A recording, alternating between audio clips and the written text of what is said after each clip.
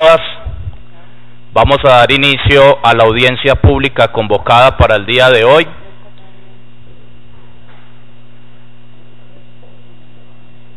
Señora secretaria, sírvase dar lectura del orden del día. Sí, señor presidente. Orden del día. Primero, audiencia pública, jueves 19 de noviembre de 2015, hora 10 a.m. Tema, proyecto de ley estatutaria 095 de 2015, Cámara, por medio del cual se modifica y adiciona la ley estatutaria 1266 de 2008 y se dictan disposiciones generales del habeas data con relación a la información financiera, crediticia, comercial, de servicios y la proveniente de terceros países, y se dictan otras disposiciones. Autor el honorable senador Luis Fernando Velasco Chávez, ponente honorable representante Julián Bedoya Pulgarín. Proyecto publicado en la Gaceta 639 de 2015, ponencia para primer debate Gaceta 760 de 2015. Lugar, salón de sesiones de la Comisión Primera. Segundo, lo que propongan los honorables representantes: presidente Miguel Ángel Pinto, vicepresidente Álvaro Hernán Prada, secretaria encargada Dora Sonia Cortés.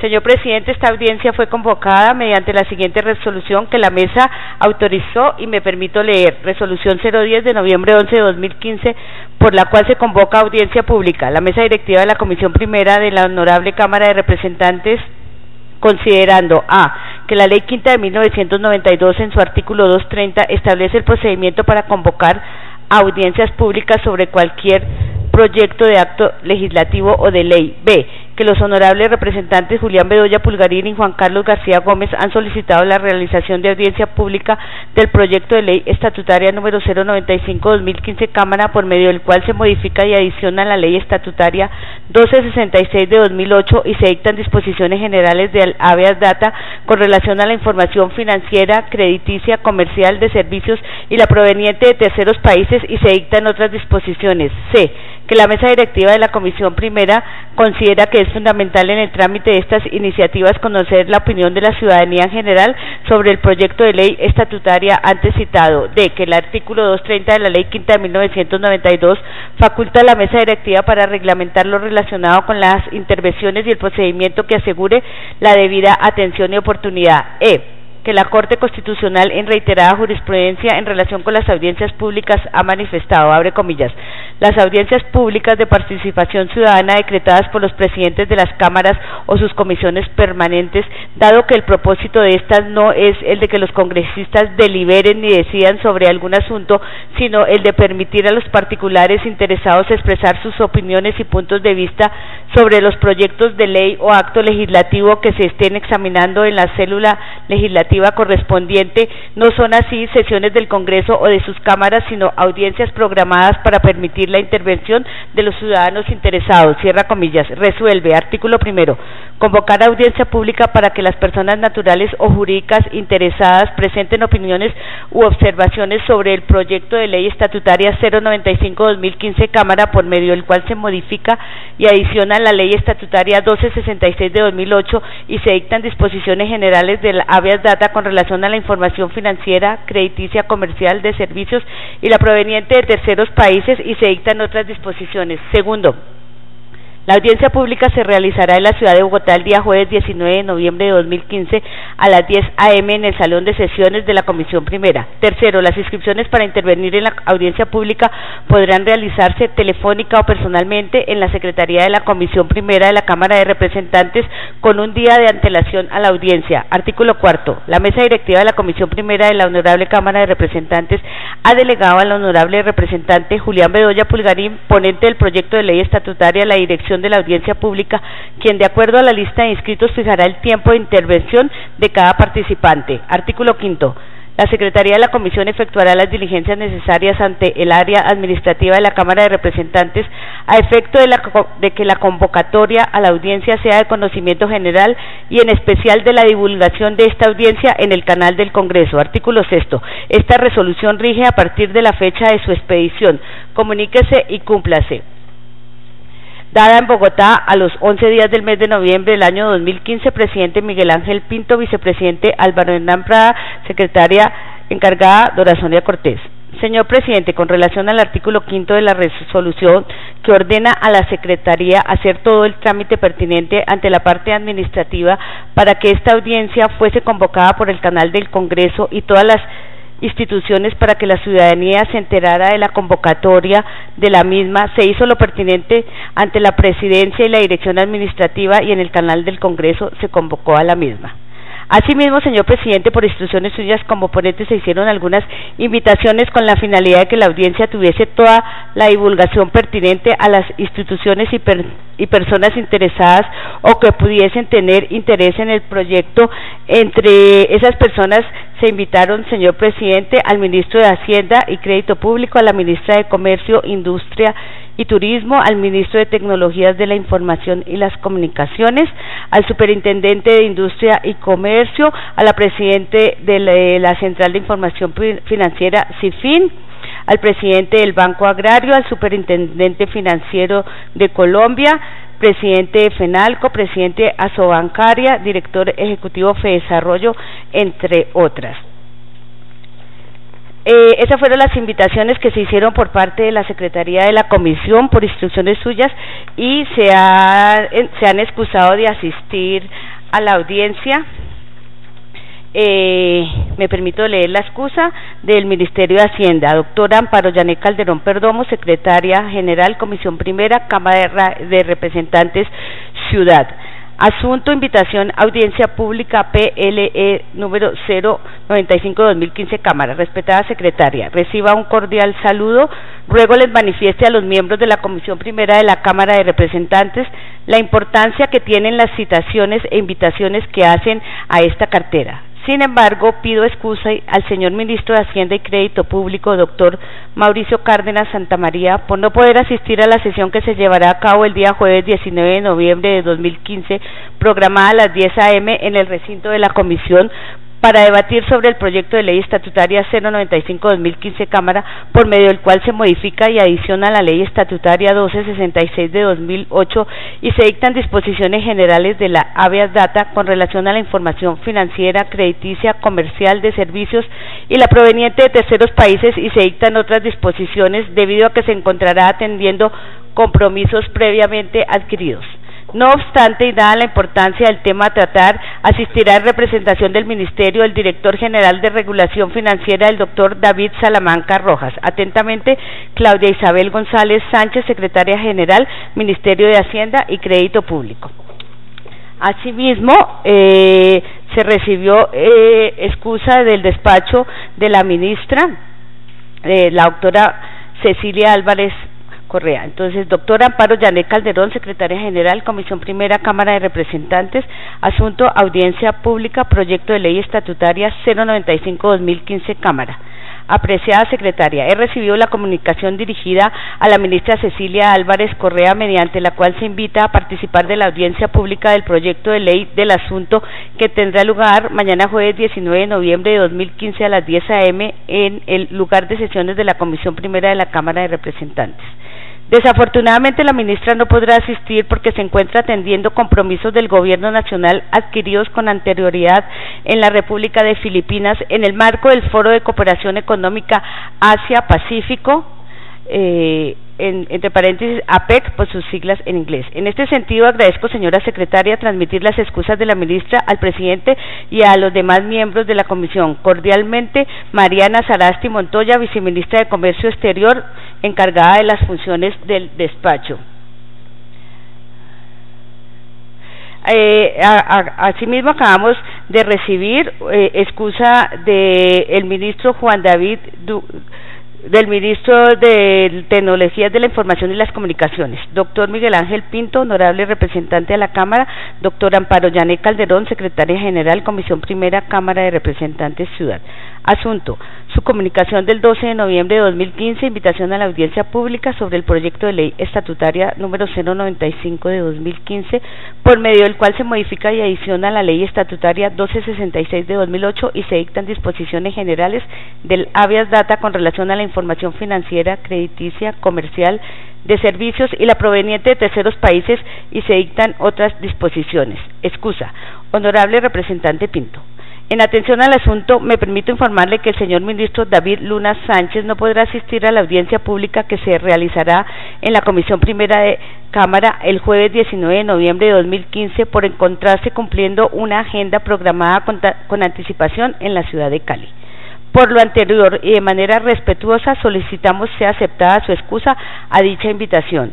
Gracias por su atención. Cordialmente, Juan David Duque Botero, Secretario General, Ministerio de Tecnologías de la Información y las Comunicaciones. Señor Presidente, esas fueron las excusas que se presentaron en la Secretaría. Entonces, puede usted, con la lista que tiene la Secretaría, dar inicio formalmente a la audiencia pública. Muchas gracias, señora secretaria. Procedemos a otorgar el uso de la palabra a quienes van a participar en esta audiencia pública. Le informamos a cada uno de los intervenientes que tienen un lapso máximo de tiempo de 10 minutos. Iniciamos la intervención con la doctora Ketty Balbuena, presidente de Sinfín. Presidente, muchas gracias. Señora secretaria, muchas gracias. Pues en primer lugar agradecer la invitación a esta audiencia que reviste particular importancia para la organización a mi cargo, y yo creo que no me voy a tomar ni siquiera los 10 minutos, presidente. La verdad es que quisiera hacer un planteamiento muy general antes que referirme al articulado mismo del proyecto de ley. Yo tuve oportunidad de participar en la parte final del trámite del proyecto de ley que se convirtió finalmente en la ley 1266, en donde creo que el senador Velasco y todos los congresistas en su momento hicieron un gran esfuerzo para lograr que el país cuente hoy en día con una ley que, me atrevo a afirmar, es una ley que se toma como referente en muchos países del mundo y que se reconoce como un avance bien importante en materia de regulación de habeas data.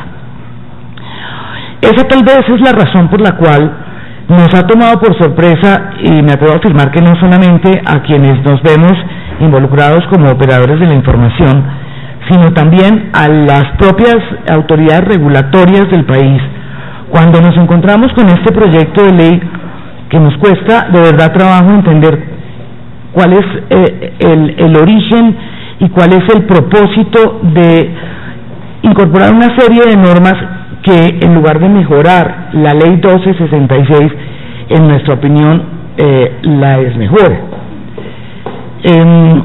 Nos encontramos e hicimos un análisis muy juicioso y muy detallado pues de la exposición de motivos y del texto mismo del proyecto de ley, y no encontramos argumentos ni de orden técnico ni de orden fáctico que nos permitieran, digamos, solidarizarnos y apoyar una iniciativa como la que ha tenido el senador Velasco. Por el contrario, creemos que con esto es poco el avance, o mejor dicho, creo que lograríamos un importante retroceso en materia de esta regulación y de la manera como se gestiona el riesgo en Colombia.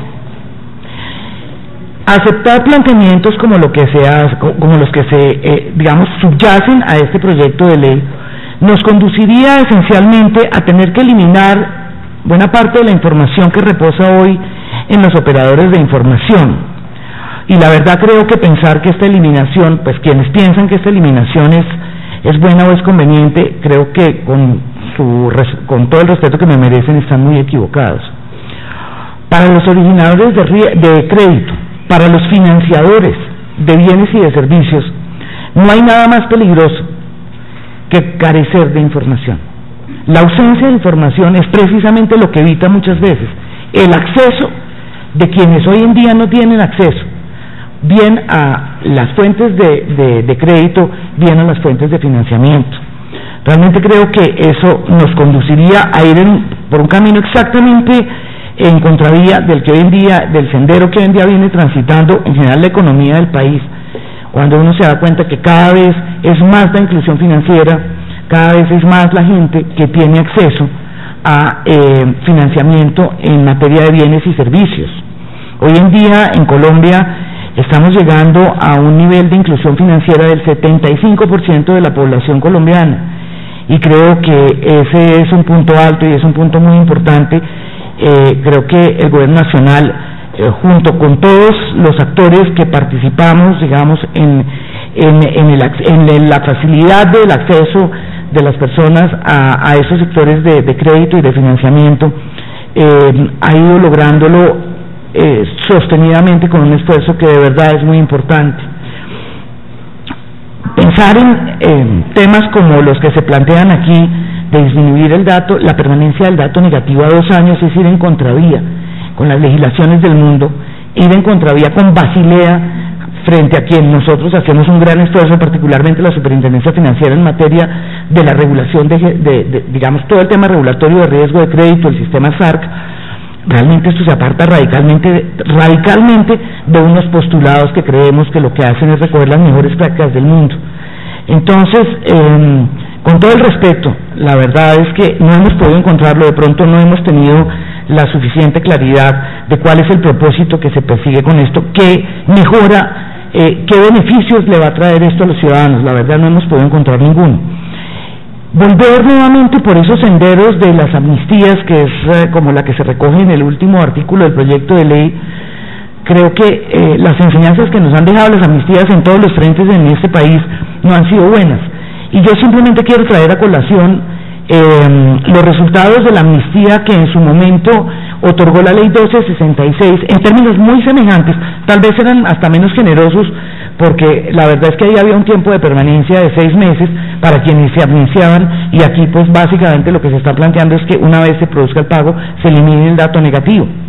Y yo les quiero contar, y esto pues es demostrable, además el propio senador Velasco lo sabe, porque nosotros en su momento le enviamos toda la información. Él hizo un seguimiento muy cuidadoso en los inicios de la ejecución de la ley, de la aplicación de la ley, y nosotros pues le entregábamos datos permanentemente, porque además nos interesaba que él viera, como después de que pues le trabajó tanto a esto, que él viera cuáles eran los resultados en la aplicación de la ley. Y para sorpresa nuestra nos encontrábamos con que el 100% de las personas que hicieron uso de la amnistía que incorporó en su momento la ley 1266, muy poco tiempo después de haberse amnistiado, el 41% volvió a caer en mora. Entonces, cuando uno se encuentra con esto, realmente, ¿cuál es el sentido?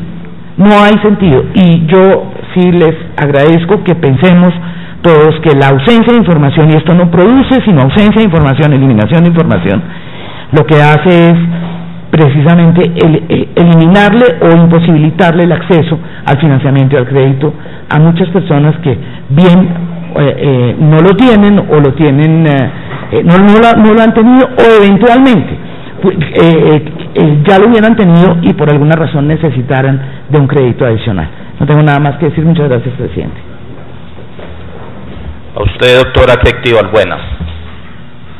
Tiene el uso de la palabra el doctor Carlos Salazar, director de la Delegatura de Protección de Datos Personales. Señor presidente, señora secretaria, buenos días. Primero, extender un saludo del superintendente de Industria y Comercio, que no pudo asistir a esta audiencia, e informar que la Superintendencia de Industria y Comercio no tiene observaciones de fondo que hacer al respecto. Gracias. Muchas gracias, doctor Carlos. Tiene el uso de la palabra hasta por 10 minutos el doctor Mauricio Angulo, Central de Información Data Credit. Sí. Muchas gracias, señor representante. Yo creo que mi historia, más que una presentación, es contarles una historia que en líneas generales va en camino y confirma lo que decía ahorita la señora Ketty. En líneas generales, yo le diría que la ley, el proyecto de ley 095 tiene algo en general que no es bueno, es porque elimina información y limita el uso de la información por los otorgantes de crédito. Y en esto del crédito, entre más información haya, siempre va a haber mucho más crédito. Y si cualquier ley promueve que exista menos información, pues muy sencillamente esa ley, digamos que no va a promover el crédito y no va a traer unos grandes beneficios para el país. Para ilustrar el tema y hacerlo súper sencillo, yo diría que para muchos de nosotros nunca hemos vivido en un país que no tenga una central de información, un buró de crédito, y por eso no es claro cuál es el efecto de tener un buró de crédito en un país. Pero yo trabajo para una compañía que tiene operaciones en todo el mundo, y nosotros hacemos operaciones en países donde no hay buró de crédito. Imagínese cómo hace un otorgante de crédito cuando no hay información. Entonces, ¿qué lo tiene que revisar la persona? Entonces, yo solicito un crédito, yo no tengo información, ¿y qué hace? Pues simplemente mirar las garantías. Entonces, ¿a quién les dan crédito en los países donde no hay información? Pues muy sencillo, a los que tienen dinero y a los que tienen garantías. A los que no tenemos dinero o no tenemos garantías, simplemente no hay crédito. Así de sencillo es.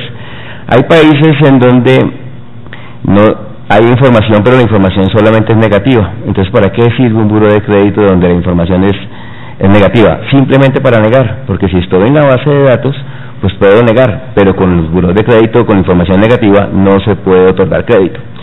Hay países como Argentina en donde la información es solamente proveniente, por ejemplo, de los bancos o proveniente de algún sector como las telecomunicaciones, pero no se puede mezclar la información. ¿Para qué sirve esa información? Para entregar un producto muy pequeño, para hacer una operación muy pequeña, pero en general no sirven para la masificación del crédito.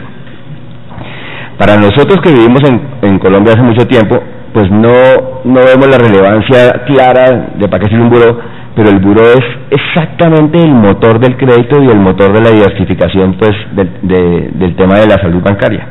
Y yo creo que, sin duda, los buros de crédito sí son el motor, y la información que hay en los buros de crédito son el motor del crédito, y yo creo que tener, digamos que una regulación siempre es bueno, y las regulaciones siempre son buenas, sobre todo cuando van encaminadas a los ciudadanos. Y para mí las regulaciones buenas, yo creo que el Congreso de la República y sobre todo y con el gobierno, hace unos 12 años arrancaron un proyecto que me pareció que fue un proyecto de verdad muy importante, y durante 5 años estuvieron mirando cómo armar una ley. Y 5 años pensaron, revisaron, miraron toda la regulación que hay en el mundo, y definieron una ley, la 1266, que realmente para nosotros los operadores pues nos exigieron muchos esfuerzos y nos tocó trabajar mucho y hacer muchas inversiones para modificar algunas cosas, pero para el país le trajo muchas buenas cosas, y yo quisiera resaltar algunas. Mire, algo que decía la doctora Ketty, nosotros no nos damos cuenta, pero en los 8 años que ha habido esta ley, el nivel de bancarización ha pasado del 56% al 75%. Eso lo ha hecho una ley porque existe más información. Entre más información va a haber mucho más crédito.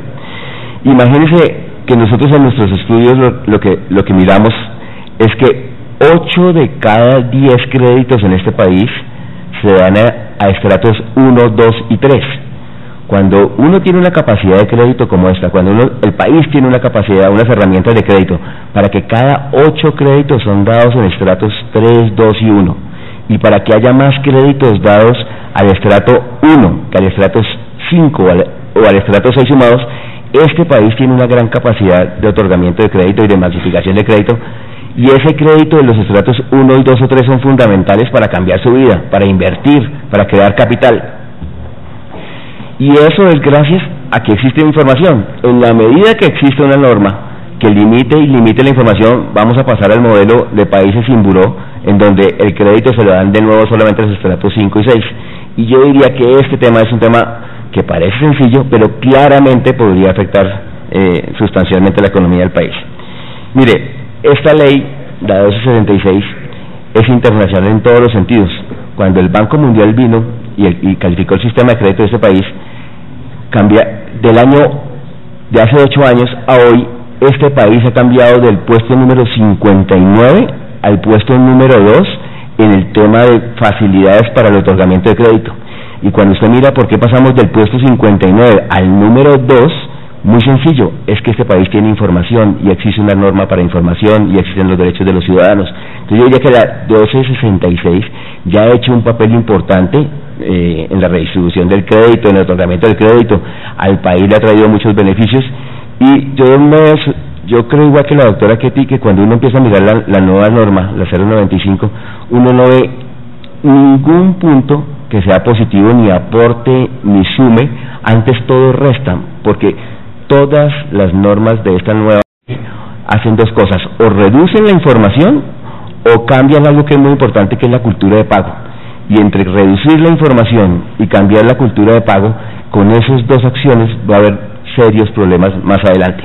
Yo quisiera referirme muy rápidamente a 5 puntos de los que habla el nuevo proyecto. El primero dice, oiga, ¿por qué no reducimos los términos de permanencia de las obligaciones? Entonces uno se pone a mirar estadísticamente qué pasaría, y de verdad con una reducción en los números reales habría entre 1,5 y 2% del total de la base de datos que tendrían algún cambio en su historia de crédito si reducimos los tiempos. Entonces uno dice, no, pues no parece un efecto muy importante, no parece nada. Pero mire que ese 1% o ese 1,5% o ese 2% que cambiamos la historia de crédito, el problema que tiene es que afecta al 98% de las personas, a todo el mundo, porque los otorgantes de crédito empiezan a creer menos en la información y tienen que hacer muchos ajustes. Entonces, cuando yo no creo en los datos y por cambiar el 1% o el 2%, el problema es que el 98% de los colombianos que están en la base de datos, que tienen buena información, que no tendrían ningún problema, tendrían un problema, es que los bancos empiezan a desconfiar del total, porque ya dicen, pues yo no sé si esta información está bien o está mal, y empiezan a subir todos los niveles de crédito y empiezan a otorgarle crédito solamente a estratos 5 y 6. Entonces, este pequeño detalle de hacer un ajuste en la caducidad de los datos, de que no se demore 4, sino se demore 2, o que no se demore un mes o 2 meses, lo que hace es generar una desconfianza total sobre los datos y afectaría al total de la población, no al 2% que en teoría piensan pues hacer algún cambio. Con respecto a la reducción de los términos de permanencia de las deudas insolutas, esto es que si uno no paga después de 5 años, uno no aparece registrado en teoría en las entradas de información, pues eso lo que crea es una cultura de no pago, que lo que pasa en el largo plazo es que los otorgantes de crédito y las personas van a tener menos crédito, porque si se acostumbra la gente a que no paga y que después de 5 años ya no aparece y no aparecen registros, pues eso lo que crea es una cultura de no pago, y eso lo que termina pasando es que nadie otorga crédito. El efecto de cortísimo plazo, imagínense, 31 billones de pesos desaparecerían de los controles, 31 billones de pesos quedarían fuera de las centrales de datos o fuera del sistema de crédito, que eso claramente sería un error importante. El tercer tema es la reducción de los términos de permanencia de las obligaciones menores a un salario mínimo. Pues ese sí es el problema mayor, porque si se reducen los términos para aquellos créditos que son muy pequeños, pues ese es el sistema de bancarización del país, y lo que dejaríamos es el registro claro de cómo funciona esto. Entonces, ¿qué pasa? Si yo como otorgante de crédito no sé si una persona que le va a otorgar de verdad paga bien o paga mal, pues simplemente no le doy crédito. Imagínese que cuando uno mira las bases de datos de nosotros, 36 millones de créditos en este país son menores a un salario mínimo. Esos 36 millones de créditos, de verdad, lo que pasaría es que nadie le otorgaría plata a esos 36 millones. Esos 36 millones de créditos se desaparecerían en el corto y en el mediano plazo. Con la reducción, con el tema de la norma de transición o de la amnistía, pues hombre, los números son importantes, y cuando uno mira, ¿cuál sería el efecto? Pero yo creo que junto con el otro artículo, el problema de la cultura de pago sería un problema grande para el país. Y mire que este país, yo trabajo en varios, yo manejo el tema de Latinoamérica, y este país tiene una cultura de pago impresionantemente buena, y una cultura de control financiera impresionantemente buena. Mire, año 2009, crisis mundial, el nivel de endeudamiento de las tarjetas de crédito de este país era 44%, alto o bajo, 44%. A final del año 2009, solamente con la crisis que todo el mundo pensaba que iba a haber en el mundo, el índice de endeudamiento de las tarjetas de crédito de este país pasó de 42 o 43 a 31, y nadie fue que hubiera hecho algo impresionante. Las mismas personas tienen cultura de pago, tienen control financiero, saben cómo hacer las cosas. Si lo que las leyes impulsan a que no pague a través o de amnistías o a través de que después de 5 años no aparecen las deudas, pues lo que estamos creando es una cultura que no es buena para el país, y rompiendo una buena cultura que ya tenemos. Y por último, yo le diría, en el proyecto de ley habla sobre los scores, y dicen que no deben tener, o que sí deben tener. Mire, en general los scores es una herramienta de automatización, y los scores lo único que hacen es tomar los datos que hay en una historia de crédito y barajarlos, moverlos para un lado y para el otro, como cada uno de los otorgantes de crédito cree. Esto lo que hace es que un banco, hoy en este país, un banco de los grandes otorga 170.000, 160.000.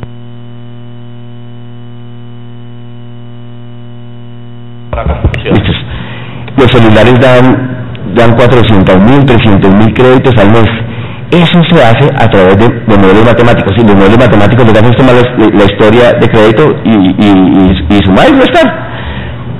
Si los scores empiezan a que no pueden tener alguna información, pues lo que pasa es que los bancos y los otorgantes y los deudores van a volver al papel y a sumar y a restar, y lo que pasa es que un crédito, en vez de demorarse 1 segundo o 2 segundos como hoy pasa, se va a demorar 15 días. En vez de costar 100.000 pesos, va a costar 500.000 pesos. Y de todo esto lo que pasa es que en todo caso los otorgantes de crédito van a disminuir los créditos chiquitos de menor rentabilidad, y los mayores afectados van a ser digamos que los ciudadanos de a pie, estratos 1, 2 y 3. En resumen, existe una norma, la 266, yo creo que es una norma buena. El Banco Mundial piensa que es una norma buena, eso le ha ayudado a muchas personas, tiene muy buenos resultados. 8 de cada 10 créditos son dados a estratos 1, 2 y 3, y es una norma que claramente ayuda al tema de bancarización. Esta norma va en contravía de ella, porque lo que hace es borrar información, y en el tema de crédito, entre más información hay, más crédito hay, y en el tema de menores créditos, solamente va a haber menores créditos en este país a estratos 1, 2 y 3 en la medida que haya muchísima información. Entonces, por eso es que nosotros no vemos conveniente, tanto porque existe menos información y porque crea una cultura de no pago este proyecto de ley. Muchas gracias.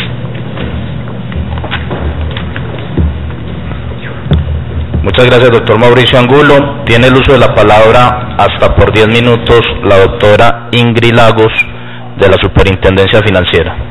Muchas gracias, representante. Buenos días a todos los asistentes. Sea lo primero presentar excusas por la inasistencia del doctor Jorge Castaño, superintendente financiero, por razones de coyuntura del ejercicio de la supervisión. No nos pudo acompañar el día de hoy. Fundamentalmente, y para no ser tan repetitiva con las exposiciones que ya han hecho los ponentes anteriores, concentraría mi intervención en 4 puntos. El primero hace referencia a la gestión integral del riesgo de crédito que hacen las entidades vigiladas por la Superintendencia Financiera. Y a este respecto solamente quiero señalar que desde el año más o menos 2002, la Superintendencia Financiera que ha querido migrar los estándares de supervisión y de regulación en línea con las mejores prácticas internacionales, lo que ha supuesto la creación de un sistema de administración de riesgo de crédito donde uno de los pilares fundamentales es la información con la cual se nutre el análisis de riesgo de las entidades. Aquí ese análisis de riesgo lo tenemos que entender desde 2 ópticas. Uno, desde el proceso de originación, en donde las entidades lo que hacen es evaluar el perfil de riesgo de los deudores con el fin de establecer que estos están en capacidad de devolver los recursos que están prestando, porque estos recursos son del público. Por eso la importancia de que estos análisis sean bastante rigurosos y exhaustivos. La segunda óptica no es solamente en la originación, sino en el seguimiento que se le hace a estos créditos. Es decir, la información no solamente se utiliza para hacer el acceso al crédito, sino para hacer el seguimiento durante la vida del crédito, incluso dentro de los mismos procesos de recuperación. De tal manera que la información no se puede entender como un elemento que solamente impide o facilita el acceso al otorgamiento de crédito, sino que está presente en toda la vida de un crédito aquí, digamos, en la regulación colombiana. En ese sentido, cualquier iniciativa que propenda por hacer una disminución o una eliminación de información a estos registros, pues obviamente va en contravía de lo que se pretende con el sistema de administración de riesgo de crédito, que es contar con suficiente información y de buena calidad para que los gestores de crédito puedan tomar las decisiones correctas en medidas de originación y de seguimiento. Eso es lo primero. También vale la pena resaltar que estos sistemas de administración y en general toda la estabilidad que han presentado nuestro sistema bancario y el posicionamiento que ha tenido nuestra economía colombiana con base, digamos, en el comportamiento de nuestras entidades vigiladas, ha estado avalado por el Fondo Monetario Internacional y por entes multilaterales que reconocen que el ejercicio de la administración de los riesgos en Colombia es un ejercicio sólido y que se basa fundamentalmente en mejores prácticas. Y es importante reconocerlo porque no quisiéramos minar todos estos reconocimientos y estos avances que se han logrado desde el año 2002. El segundo tema que me parece importante resaltar es el tema del efecto sobre la inclusión financiera. Yo creo que Colombia ha avanzado bastante en este tema, pero fundamentalmente en los últimos años nos hemos enfocado, y yo creo que de pronto el doctor David Salamanca más adelante hablará un poco más en detalle, tratando de crear algún tipo de productos que permitan el acceso a aquella población que no cuenta con información financiera en los buros de crédito. Sin embargo, nosotros hemos propendido porque ellos, si bien no cuentan con esa información sí la puedan construir, pero estos créditos que se están otorgando son créditos pequeños sobre los cuales una norma que lo que haga sea evitar o impedir su registro en las centrales de información, pero lo que hace es evitar que los establecimientos de crédito le presten a estas personas, pues destruyendo totalmente el producto que se está tratando de formar para llegar a la base de la pirámide en Colombia. Entonces, creo que el hecho de eliminar información de esos, digamos así, rubros pequeños genera un desincentivo total para las entidades financieras que necesitan algo de información para poder hacer esa originación. Adicional a ello, y no solamente refiriéndome a los créditos, digamos, que están reportados, sino a todas esas operaciones alternativas cuya información es importante para los establecimientos de crédito, y aquí estoy hablando del pago del celular, el pago del servicio público, que son montos muy pequeños, tiene una incidencia muy grande en el análisis de la información. Puede pasar que un deudor no tenga, o un cliente no tenga información financiera, pero tenga información sobre los pagos de sus servicios públicos. Si esa información desaparece, pues este señor ahora sí queda totalmente desprotegido y sin acceso, digamos, a cualquier tipo de producto del sistema financiero. El tercer punto, que va en línea con lo que decía el doctor Mauricio, es estas iniciativas que promueven la cultura del no pago. En eso estamos de acuerdo y creemos que en la medida en que los ciudadanos encontremos como una salida fácil en las leyes, en donde yo puedo decir, yo no tengo necesidad de pagar porque finalmente no me van a reportar, pues eso va a generar, sobre todo en estos segmentos pequeños, una cultura de no pago que consideramos que no debería ser la razón de ser de este proyecto. Y finalmente yo quiero concluir señalando que internacionalmente han reconocido que las centrales de información que tenemos en Colombia son bastante sólidas, bastante completas y han permitido fortalecer la gestión de riesgos de manera contundente en las entidades vigiladas, de manera tal que cualquier, digamos, iniciativa que mine esa, digamos, solidez que tienen estas centrales, pues nos parece a nosotros que no deberían existir. Creemos que las centrales de información son fundamentales, no solamente proveen el famoso acceso para evaluar si un deudor puede entrar en un sistema financiero, entendamos también, y la misma ley lo reconoce, a un deudor no se le puede negar el acceso al crédito solamente por la consulta de una central o solamente porque aparece reportado. Eso es un análisis integral que tiene que hacer una entidad vigilada para poder demostrar que el señor tiene o no tiene capacidad de devolver los recursos que se le están suministrando. Entonces, yo creo que la invitación es a trabajar obviamente para seguir fortaleciendo estos análisis de riesgo y nominar una entidad que son las centrales de información, que la verdad han hecho un muy buen trabajo y además han sido un elemento fundamental dentro de la evaluación de riesgos de las entidades vigiladas. Gracias, doctora Ingrid. Tiene el uso de la palabra la doctora Carolina Barragán, del Ministerio de Comercio. Buenos días para todos. Ministerio de Comercio y Dirección de Regulación no tiene momento comentarios frente al proyecto. Muchas gracias. Tiene el uso de la palabra hasta por 10 minutos el doctor David Salamanca, del Ministerio de Hacienda.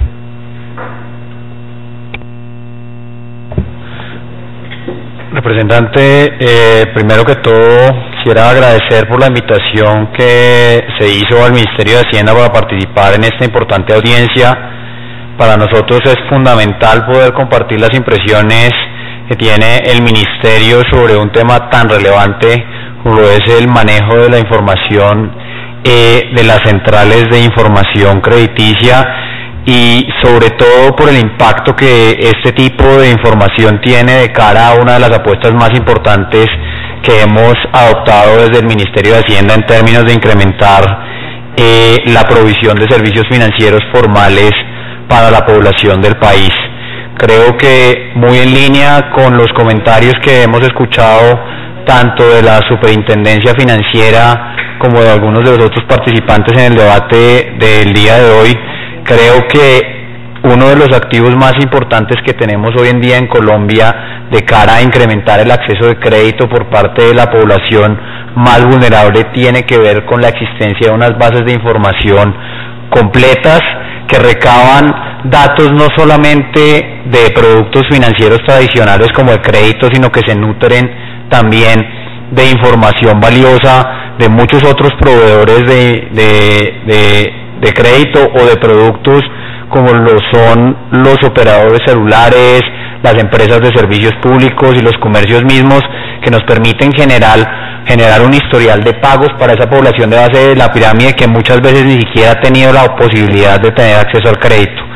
O sea, esta una oportunidad para llamar la atención sobre el impacto negativo que creemos podría tener la aprobación de la iniciativa tal cual se encuentra plasmada hoy en día en el proyecto de ley que se presentó a la comisión, en el sentido de que los principales afectados serían precisamente esas personas que pertenecen a la población informal y que no tienen ninguna otra forma de demostrar su capacidad y su voluntad de pago a sus potenciales acreedores. Es una población que representa una proporción bastante amplia de nuestra población. Yo me atrevería a decir que la mayoría de la población colombiana no tiene muchos más activos para demostrar que tiene voluntad o capacidad de pago que su buen nombre, y en ese orden de ideas tener un registro completo que demuestre su buen comportamiento en pagos de obligaciones en distintos sectores de la economía es fundamental para que puedan acceder a crédito en el futuro. Este es un tema en el que hemos estado trabajando progresivamente y mancomunadamente desde el Gobierno Nacional y de la mano del Congreso de la República, que nos ha acompañado en una serie de iniciativas muy importantes, y se me viene a la cabeza quizás un ejemplo reciente en donde se reconoció la importancia de tener información completa para efectos de acceso a crédito. Es el tema de la ley de libranzas. En la ley de libranzas, uno de los requisitos que se estableció para los operadores de libranzas de cara a poder obtener su registro en el registro único de operadores de libranzas tiene que ver con la existencia de un contrato con las centrales de información, porque queremos que esas centrales de información tengan una información cada vez más completa y que nos brinde un perfilamiento mucho más preciso y adecuado de las distintas personas. En la misma dirección, este año el Ministerio de Hacienda expidió un decreto en el cual se crea un nuevo producto financiero, un nuevo producto de crédito que está destinado específicamente para la población informal. Se denomina crédito de bajo monto, para el cual también es fundamental poder contar con un reporte de información a las entidades que manejan este tipo de bases de datos, pero también tener acceso a bases de datos que nos permitan trazar el comportamiento de las personas a lo largo de la historia, comportamiento que, como venía mencionando anteriormente, no solamente hace referencia al pago de obligaciones crediticias, sino también a su comportamiento comercial en otros sectores que muchas veces son las únicas referencias que tenemos para esta población de base de la pirámide. En años pasados, en línea también con lo que estaba expresando la doctora Juliana Lagos de la Superintendencia Financiera, quizás la razón por la cual la competitividad de la economía colombiana ha sido reconocida de forma más clara, sus progresos, los avances de Colombia en términos de la favorabilidad para hacer negocios tienen que ver con el incremento de las facilidades para acceder al crédito. Este es un trabajo en el que hemos estado operando conjuntamente el Congreso y el Gobierno Nacional, la aprobación de la Ley de Garantías Mobiliarias, la aprobación en el Plan Nacional de Desarrollo de la creación del Registro Único de Factura Electrónica apunta en la misma dirección a generar información completa que nos permita llevarle crédito a esos pequeños, micro y pequeños empresarios que son los que mueven buena parte de nuestra economía. Entonces, en ese sentido, el ranking de facilidad para hacer negocios del Banco Mundial entre 2013 y 2014 reconoció de forma clara y contundente que la calidad de información contenida en las centrales de información en el caso colombiano y la aprobación de la Ley de Garantías Mobiliarias eran las razones principales por las cuales el ranking del país fue incrementado de forma ostensible frente a otras economías del mundo, porque son conscientes ellos de que el acceso a una información completa es quizás una de las alternativas más expeditas para generar un acceso a crédito completo para esta población que no ha tenido acceso a productos financieros como el crédito, los seguros o incluso productos de ahorro a lo largo de la historia. Quisiera finalizar también mencionando un par de temas que han sido fundamentales en la agenda legislativa del Ministerio de Hacienda, que creo que terminan de ilustrar la importancia de la existencia de esta información para generar acceso a crédito a la base de la pirámide de la población colombiana. Tiene que ver con el proyecto de ley de inclusión financiera, en el cual el Congreso de la República también nos acompañó el año pasado. Creo que el principal objetivo detrás de la creación de una licencia financiera simplificada, las sociedades especializadas en pagos y depósitos electrónicos, tenía que ver también con la generación de información adicional que nos permitiera trazar el comportamiento de las personas en términos de los ingresos y de los gastos que ellos tenían, y de esa forma generar un sustituto o más bien un complemento para los historiales de pago que ellos tenían en productos financieros específicos. Esa es una apuesta que ha sido reconocida internacionalmente como un avance fundamental para que a través del mapeo de ese historial de pagos de servicios públicos, de recargas de celulares, de giros o de transferencias a sus familias en otras partes del país, podamos generar información relevante que a la vuelta de 6 meses, un año, generen la posibilidad a estas personas de acceder a crédito. Hay ejemplos tangibles de ese tipo de operaciones en el mundo. Quizás quisiera traer a colación el caso keniano, porque me parece muy ilustrativo del tema que estamos hablando.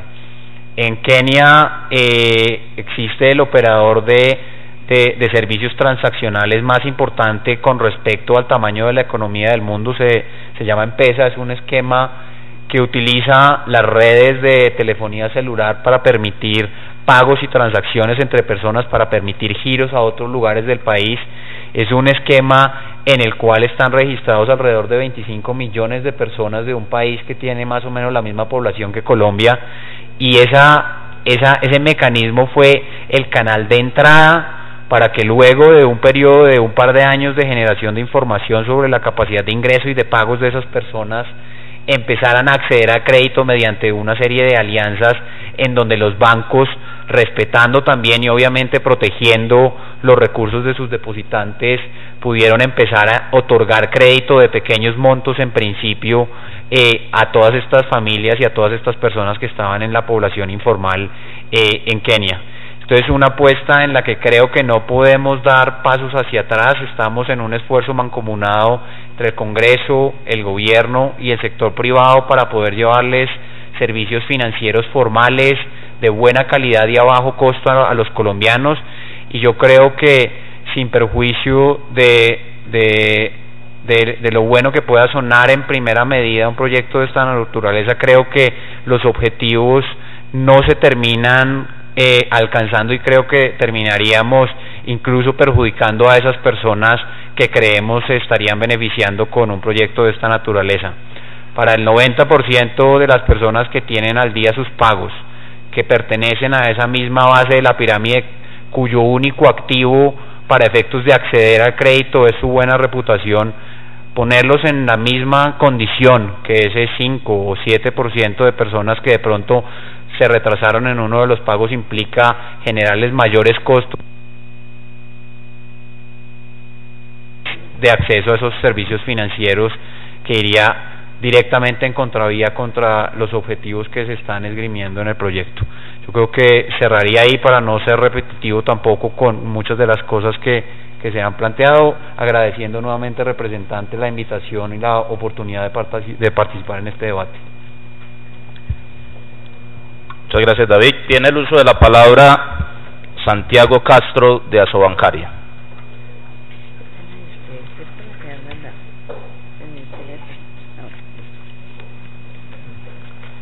Muchas gracias, representante. Agradecer a la comisión primera por la oportunidad de hablar ante este escenario y de estar de nuevo en el Congreso.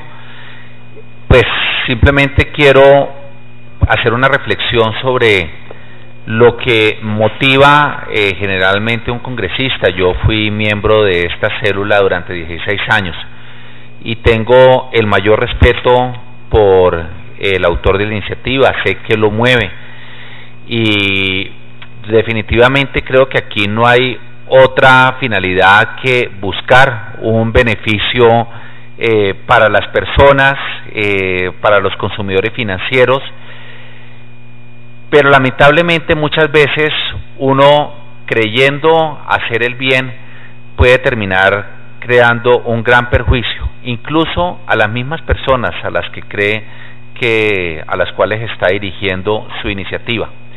Este es el caso de este proyecto, señor ponente, honorable representante.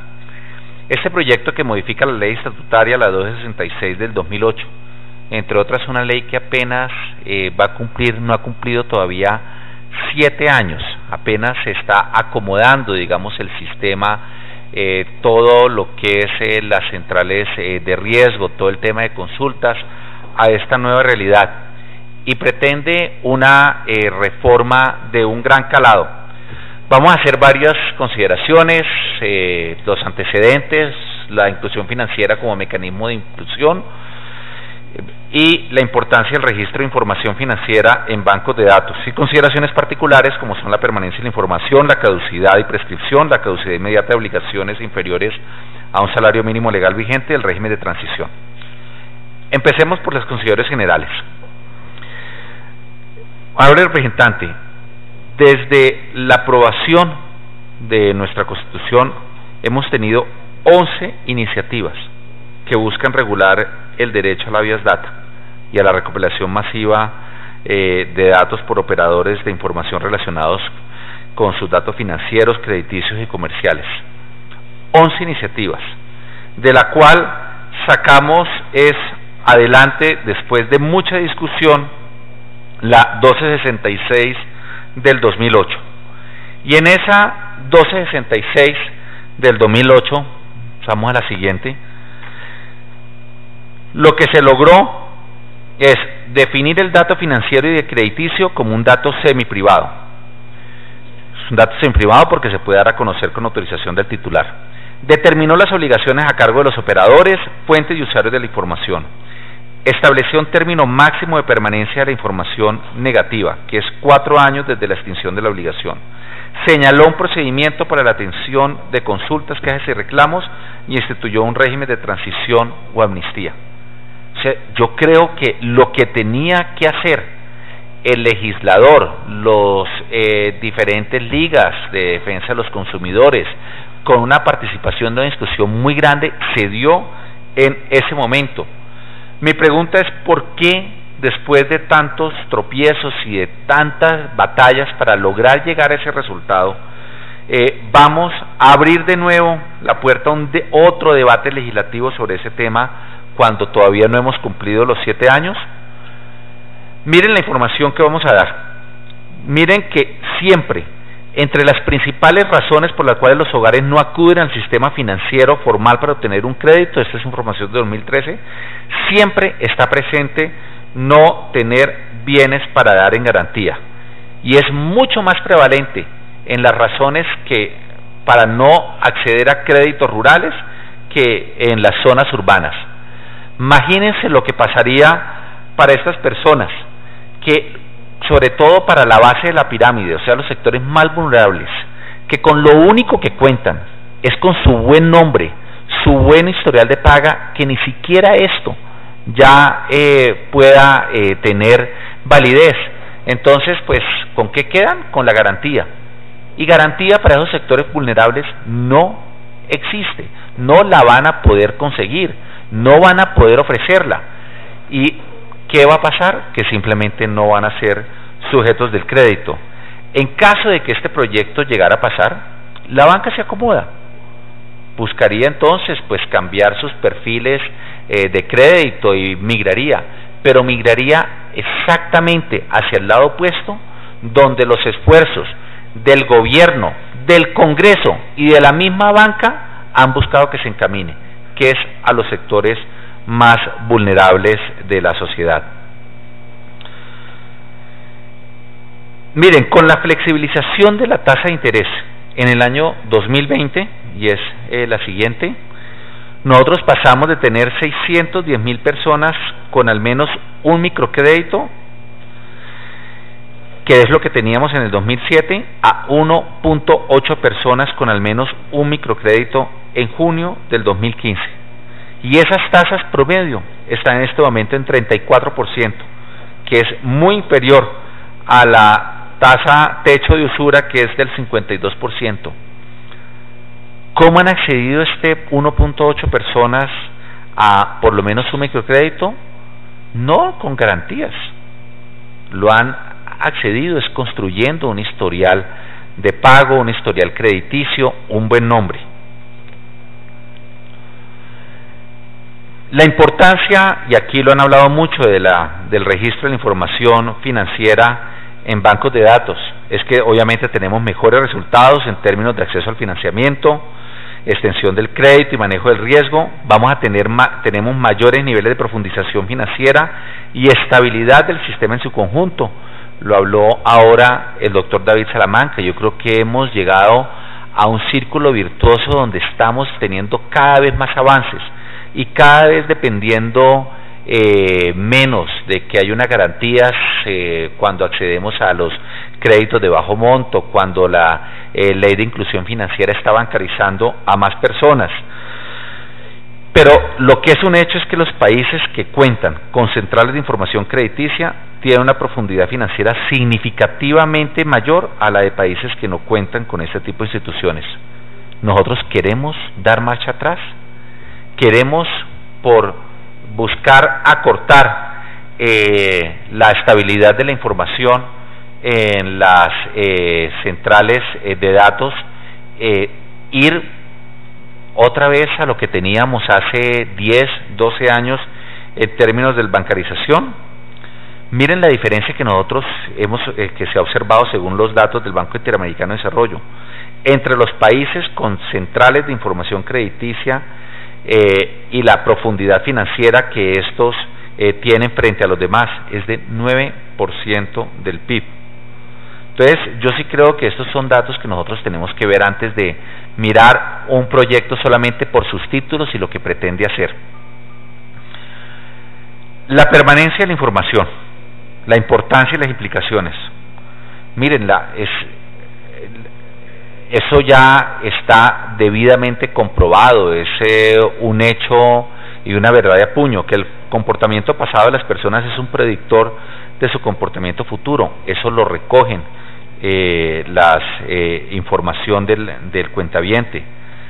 Según los datos del Banco Mundial, en promedio la información permanece en las centrales de riesgo cerca de 4.5 años. Aquí estamos por debajo en este momento de ese promedio y lo pretendemos bajar a la mitad. Y es usual que la información se mantenga por periodos prolongados que permitan valorar adecuadamente al cliente financiero. Ahora, yo sé, uno como diría, pero que este proyecto ayuda, ¿no? Lo que pasa es que vamos a ayudar a las personas que tienen esos reportes negativos, claro, y lo vamos a hacer en detrimento del 90%, 90 y pico por ciento de las personas que tienen un reporte positivo. ¿Es que acaso las centrales de riesgo recogen solamente los reportes negativos? Los principales beneficiados de que ese sistema exista y se maneje bien son la inmensa mayoría de personas que acceden al crédito que tienen un reporte positivo. Una norma como la propuesta tenía como consecuencia directa que las empresas y las personas vean disminuidas sus posibilidades de acceder a la banca formal. ¿Por qué? Por lo que habíamos dicho, es muy simple. Un banco no va a otorgar crédito cuando no tiene suficiente conocimiento de ese cliente. Ahora, pues de una vez entonces, tendríamos que, para que el proyecto sea completo, entonces decir, no, pues entonces esas personas obligatoriamente se les tendría que dar un crédito, acabemos con todas las valoraciones de riesgo, entremos por la economía bolivariana del mercado. Sería la única manera para que nosotros no echáramos y diéramos marcha atrás en un exitoso proceso que ha sido resaltado a nivel internacional, como es el proceso de inclusión financiera en Colombia. Ahorita estuvimos en la conferencia de la Federación de Bancos Latinoamericanos y precisamente hablaban de los grandes avances que este país ha tenido en ese sentido, y todavía lo que tenemos por el trecho por caminar, porque llegar a un 70. Un minuto más para concluir, doctor. Gracias. Pues nos va a quedar muy difícil con una ley como estas. Implicaciones, sigamos. Este proyecto equipara el término de caducidad del dato negativo con el de prescripción, lo que se traduce en una menor permanencia de los deudores morosos en las centrales de información, incentiva el impago de las obligaciones financieras, dificulta el otorgamiento del crédito ante el desconocimiento de la información del cliente, obstaculiza las posibilidades de cobro del acreedor. También afecta la información de por lo menos el 80% de los clientes de la modalidad microcrédito del sistema financiero, o sea, los sectores más vulnerables que están accediendo al crédito y que lo están utilizando como una herramienta para salir adelante en la vida y cambiar sus perspectivas económicas. Restringe el acceso al crédito, especialmente de los segmentos más pobres de la población.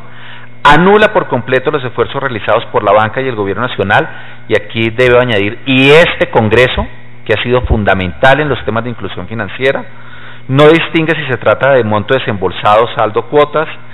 Premia al deudor incumplido frente al cumplido, lo cual desincentiva el pago oportuno y genera una cultura de no pago. Entonces, pues, yo creo que en aras de la brevedad, simplemente quiero concluir, honorable representante y funcionarios de la comisión y asistentes a esta audiencia, que este proyecto, como está redactado, sería absolutamente perverso para los procesos de inclusión financiera y para los sectores más vulnerables que están accediendo al crédito. Da hecha al traste con todos los esfuerzos que se han hecho en bancarización. Iríamos varios puntos porcentuales hacia atrás en los temas de inclusión financiera, y estaríamos en contravía de todas las tendencias mundiales que se están dando.